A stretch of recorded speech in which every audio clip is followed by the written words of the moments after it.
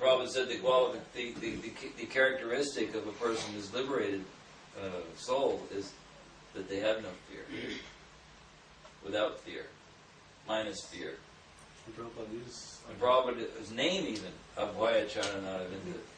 And he answered like that, as I've told you that story so many times, that he said the consciousness of such a person means without fear.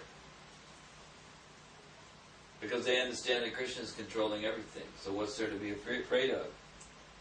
If I'm Krishna's servant, why won't he protect me? I mean, you can work yourself up all you like, and as we used to say in the 60s, freak out. But but still, Krishna is there. He's arranging for everything. It doesn't matter. I mean, we're endeavoring, but Krishna's going to decide how he wants things to be. So, if we just have faith that Krishna will take care of things as they're meant to be, we have to endeavor, of course. But then in the end, we have to accept whatever Krishna arranges. Because that's reality. That's the way it's going to be anyway. So if you actually accept that and have faith in that principle, then you don't need to be in anxiety about anything. But of course, theoretically, it's one thing to understand this theoretically, but practically we worry. That's why we over-endeavor. Yeah, that's why we over-endeavor. That's a very good point. We tend to over-endeavor because we over-worry. And we think, all right, well, I better do this, and I better do that, and I better not sleep. I better not eat.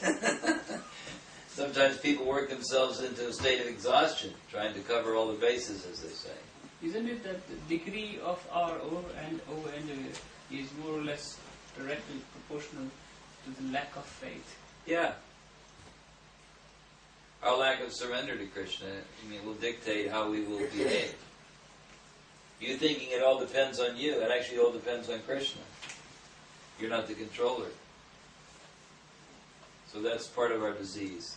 So is it that the definition of liberation we can say the one who is materially fearless?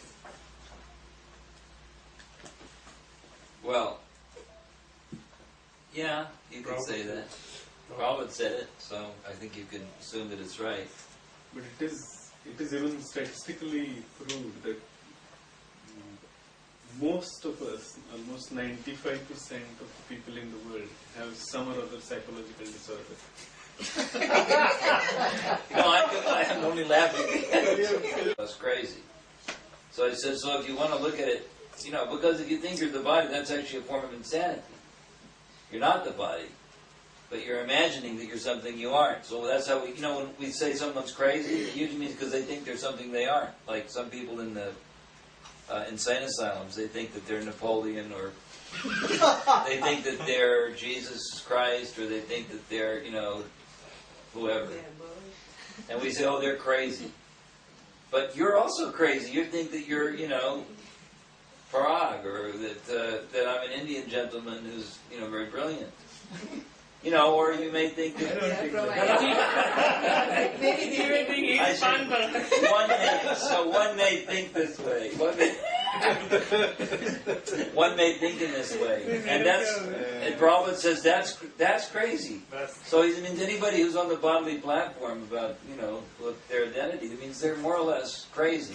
It's all relative. You're relatively crazy. So that only really the liberated persons and any people who are not crazy. And therefore there are gradations. That depending on your level of advancement and depending on your level of Krishna consciousness, you're more, if you're not very Krishna conscious, you're more crazy. If you're not Krishna, if you're more Krishna conscious, you're a little less crazy. You might almost be sane. You might even be mistaken for a sane person. Okay, this topic has come up. I will give you 1 minute. He says they are mostly engaged in sense enjoyment under the pretension of religiosity, knowledge, or salvation. They are still more blind in the present age of quarrel, or Kali Yuga. In the Kali Yuga, the population is just a royal addition of the animals.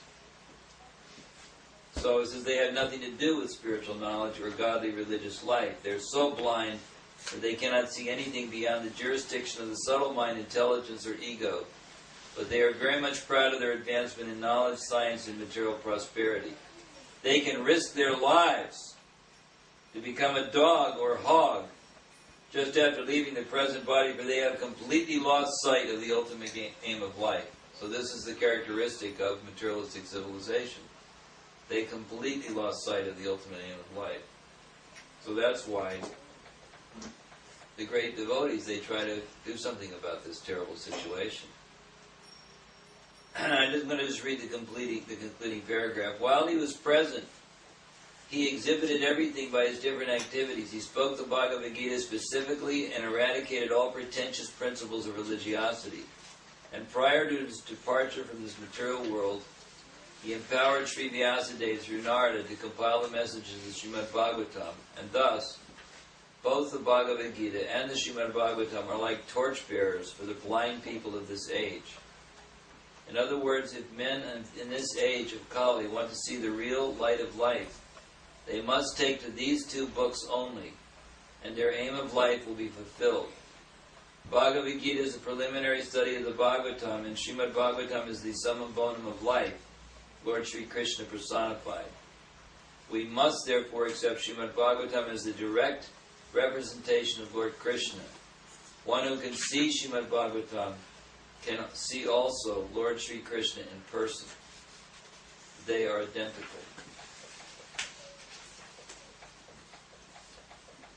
Yeah?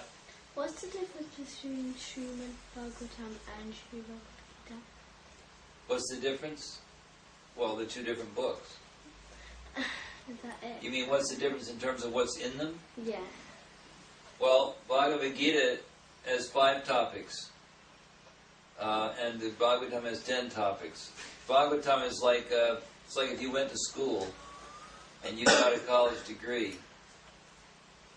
That would be like studying Bhagavad Gita. And then if you got your doctorate degree, that would be like having studied the Bhagavatam. So in other words, Bhagavatam is like an even more advanced study. Bhagavad Gita is spoken by Krishna for ordinary people. Bhagavatam is like a postgraduate study, which tells all about Krishna's activities. Why is it known as a holy book? Why is Bhagavad Gita known as a holy book? They're all holy books. Yeah, but like in Christianity, it's known as the Bible. But as my school, they always say it's Bhagavad Gita. That's the most holy book. Why is it known as Bhagavatam? Why don't they mention the Bhagavatam? Is that your question? I don't know. I haven't talked to your teacher, so I'd have to interview them to find that out. But Bhagavad Gita is kind of like you could say, is like the Bible. It's like a condensed form of knowledge that's presented in a simple enough way that almost anybody can understand it. And it's not too lengthy. Bhagavatam is like a huge book. You know, it's not just one volume. It's multi volumes. So Bhagavad Gita is like got the essence of Vedic knowledge, but the Bhagavatam like takes that essence and expands it. So it's kind of like the difference between an abridged and unabridged dictionary. You know what those are? Like an abridged dictionary is like a regular dictionary. That's called abridged. But they have these dictionaries that are like this thick. Those are called unabridged, and they have tons more words in them. So that means the knowledge of the Bhagavatam is like an expansion of everything that's there in Bhagavad Gita. It's just like a lot more of it. Yeah. Can we make a comment that Bhagavad Gita is a law book and Bhagavatam is case studies of that law book? You could, but I don't know. I've not read that anywhere, so I can't.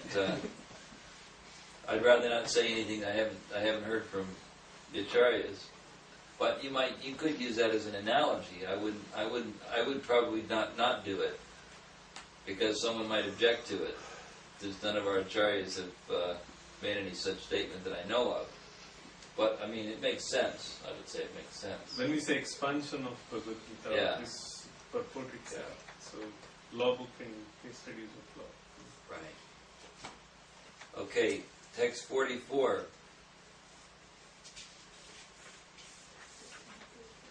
O learned Brahmanas, when Shukadeva Goswami recited Bhagavatam, there in the presence of Emperor Parikshit, I heard him with rapt attention. And thus, by his mercy, I learned the Bhagavatam from that great and powerful sage.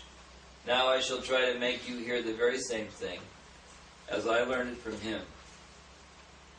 and as I realized it.